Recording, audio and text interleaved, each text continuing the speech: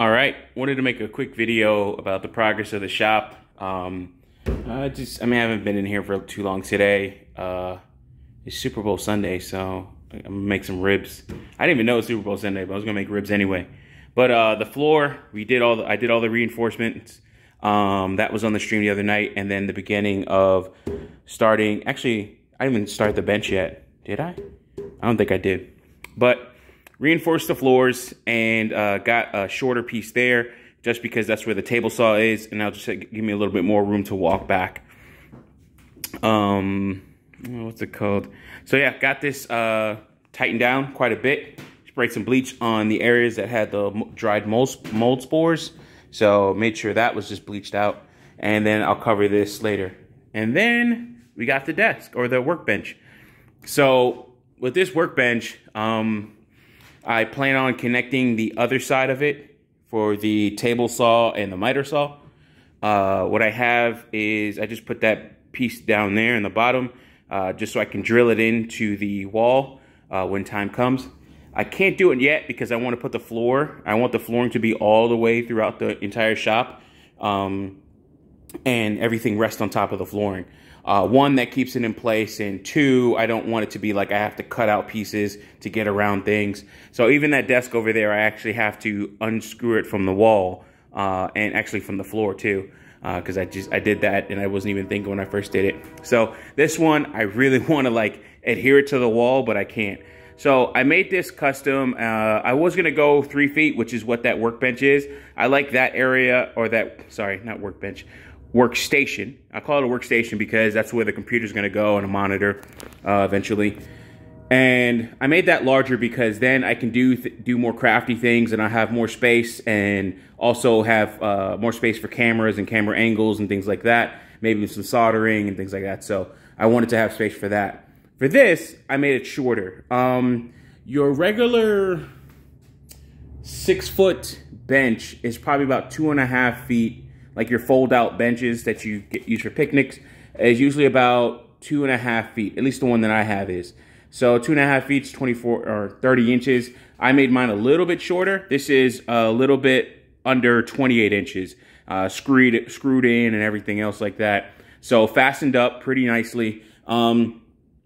Since all the pieces are all different sizes in terms of the legs, and I couldn't get really good cuts on that, just because of my tools, also somewhat of being an amateur tools, and then a little bit of impatience. Not like a lot, like, oh, I'm frustrated, I want to go on. I was just like, this is good enough.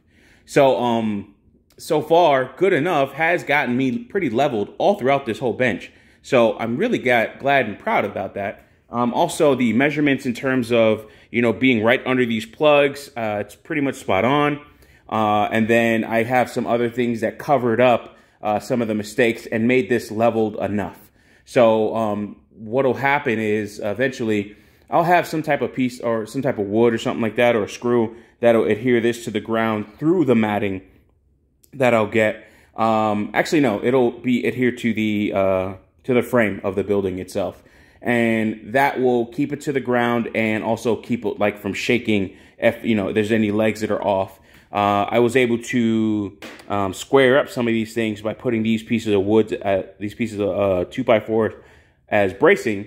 And I might do, now that I look at it like this, because I got my Craftsman little toolbox under there as drawers or shelves, which I think that, I mean, I already had it, and I wasn't planning on building a bench when I first thought about all of this.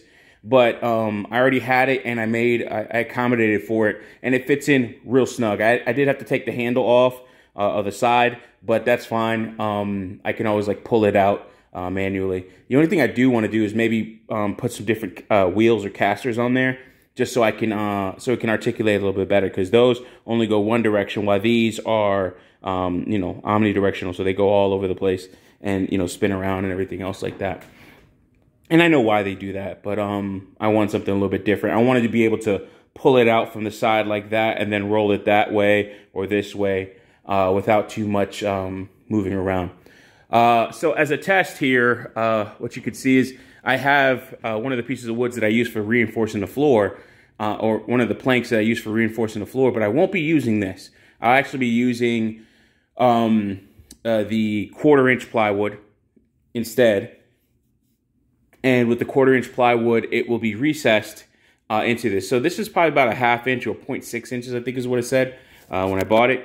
But it will be recessed, and I have the support beams here and there. And then, of course, the legs will act as support as well. So I'll drill through the top of those pieces there. And what I'll do is, because of the flooring is going to be in, the mat is 17 feet by 7 feet, 7.5 feet, I will be cutting off some of the excess and using it as a top for that. I was going to use some vinyl tile, but then I thought about it, I was like, oh, I could reuse those pieces.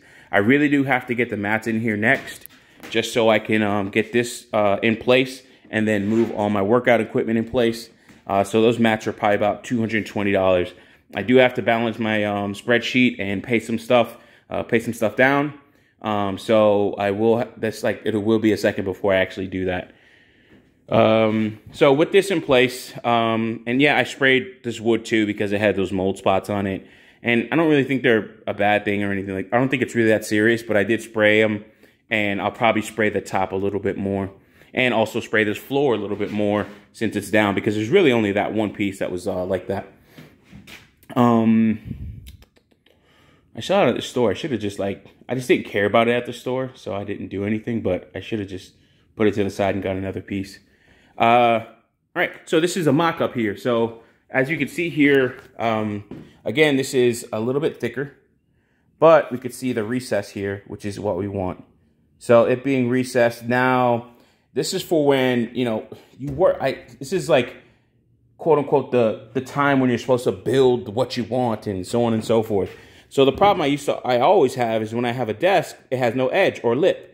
So I put a lip on it. And when you're dealing with like little small screws or anything else, wires or anything like that, or small pieces, they roll off pretty easy. And even if this thing is leveled or not, as long as it's not like too bad, you know, or even if it is bad, it'll roll off and hit the lip, right? So it'll be recessed a little bit more, so you can expect another 1/4 of an inch of a lip. So it'll be very pronounced in terms of the space. So this is kind of the marking here. And then you could think of like a 1/4 inch from there, and then I'll have maybe about an inch lip. So yeah, I'm really happy about that. In fact, let's see, I'll kind of show you. So this is about a 1/4 of an inch, or 1.25 inches, sorry. And then a 1/4 inch will be taken up, and then I'll have about an inch of lip that will be for the back and the front. So that acts as a mini backsplash, if you will, and then keeps everything contained so nothing rolls behind the desk. Even though I do have access to it, but if it falls in between the building itself and it's a very important part, I'll never get it. So having this is really a good thing. I did have a problem here. So I think this leg is just really too short, and it really should be up to that line. That line was drawn with the L, and it was pretty balanced, or it was pretty leveled. But even so, with it, what I had to do is once I saw that, you know, this leg was actually shorter, I unscrewed it and then just lowered it and then got it to the floor. I used the edges that were already cut by the factory, so those are somewhat level, but you know, I shorted up with, you know, using these pieces of 2x4 to, you know, keep everything in place. And then the 2x4s also act as a leveled surface level surface contact with the floor. So with this, this is a little bit shorter. So I expect there's going to be possible problems back there. Maybe I could shim it or something like that, and then get it back up to the right size. Or maybe it's really not that bad. We'll see. Once I put a piece of wood on here, I'll really know what's going on there. I do have to move that cable tie, move it up a little bit just so it's out of the way. But for the most part, this is nice. I like this. This is good. Not because I built it. Well, okay, partially because I built it. But, you know, like it when a plan comes together. Like, it's actually functional. I like how tight this compartment is here. That's really nice. I could even get more of them as I go along. I don't think I need that because I have a crap ton of pegboard, and I might not use all those pegboards down there. Most likely those will be used for like saw blades or anything else. Excuse me, or some other type of tools down there. But yeah, so far so good. Really liking how this is turning out, and really kind of, you know, happy and proud of myself. I'm gonna send this to my dad. I've said this before. My dad's like actually a carpenter. He was a carpenter before before my sister was even born. She's 40 something, you know. So, you know, like he's done it for a long time. And so I sent it to him. I was like, yo, a carpenter's son. So, you know, yeah. So I will be making some changes to this desk as well, adding maybe a lip to the front. We'll see, or maybe like a little strip. But I will be refinishing this portion here and maybe cutting it down. Now that I have a better way of cutting this with, you know, making my own fence and everything else like that. So I'll redo that and fix that, as well as finish this desk out eventually. The next thing really at this point is to get the floors. Once I do get the floors, then I can move some of this stuff into place and then really start cleaning up and moving some other stuff in here. And then finally also getting electrical done properly in here as well. Getting the proper service ran into here from my house and getting my my panel cleaned up. With money and everything, and also with me increasing my 401k contribution, this will take a while. So it's, you know, the biggest thing is to save, and hopefully some of this new work that I put out a proposal for will come through, and we'll see about that. And if that comes through and it's good work or good amount of work, then that with my day job, I'll be able to save and making more investments into the shop. Guys, as always, thank you so much for listening. And I hope you have, you know, something like this for yourself. You know, I always talk about this, having these things, these hobbies. It may not be this. It may not be a woodworking shop. I know this is the manly thing to do. Work with your hands, get them dirty, or get your gloves dirty.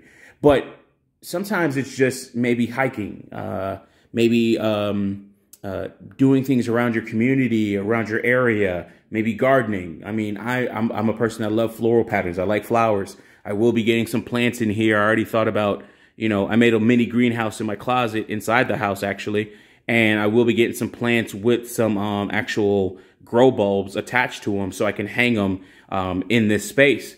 And that's important to me, and that's what I like to have, and that's what I like my environment to look like and feel like. So find those things and you know, enjoy, indulge, you know, and invest in yourself, more importantly, and of course your retirement.